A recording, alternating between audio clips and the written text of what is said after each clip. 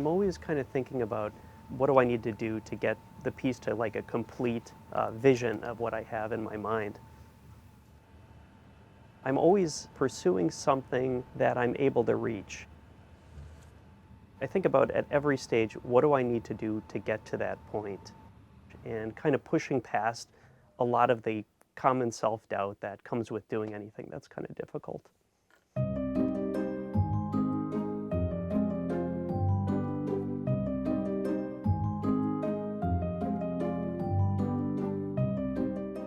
My paintings tend to be mainly portraits and landscapes and architecture. I'm always trying to challenge myself and try something a little bit different or new. Applying some lesson that I learned in a previous piece of art or something like that, and not just trying to take shortcuts. A lot of my work kind of draws inspiration from my immediate surroundings. I find that wherever you look, you can find something that's worth painting, something that's beautiful. I feel like every piece that I complete kind of helps me get closer to understanding where I come from.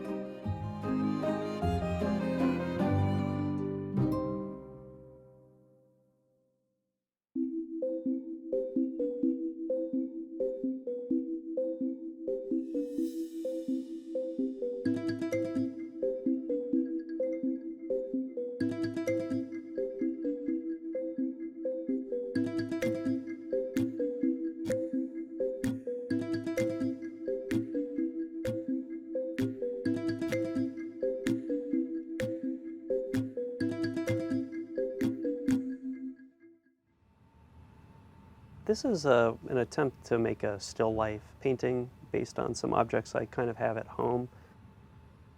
I've set up my reference so that it actually is literally framed by the frame that I intend on using for the final piece. So it makes it very easy to kind of understand the composition of the picture and make sure that it's going to be something that I'm satisfied by the end of it. I was born and raised in Milwaukee, and I've always been interested in art. At some point, I kind of took a detour in my career, and I taught English in Spain for a couple of years. While I was there, I really connected with the sort of classical and traditional arts culture over there. I noticed a trend in a lot of the masterworks that I saw, where a lot of these artists were drawing inspiration from their immediate surroundings. And that kind of got me interested in drawing inspiration from my own hometown. My style is really derived from my admiration of other artists. The artwork that I find most effective articulates something that's kind of elusive. Probably one of my favorite pieces of art, which is called The Song of the Lark, and it's by Jules Breton. It's in the Chicago Institute of Art.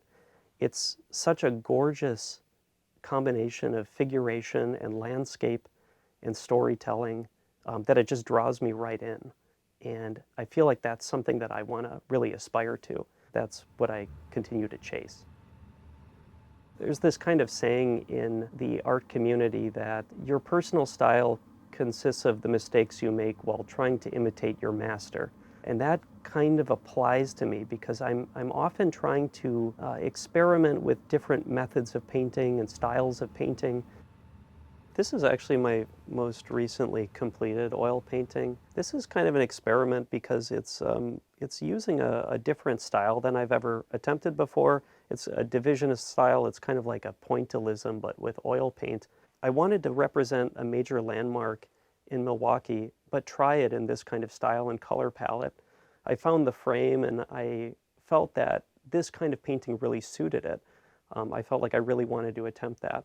And while I still have some issues, I think, with how it turned out, I think it's one of my stronger pieces overall.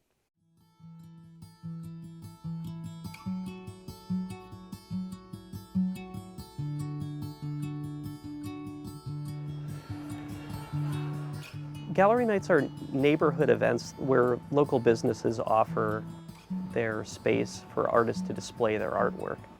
Gallery nights are really, really good opportunities for artists of every level to share their art with other people. It's a way for an artist to connect with their community and get feedback on their work. And in general, I think it's just a very impressive thing to see how Milwaukee supports its art community. Long before I was a participant in gallery night, I was attending them and just enjoying being able to kind of explore the city and discover new local art.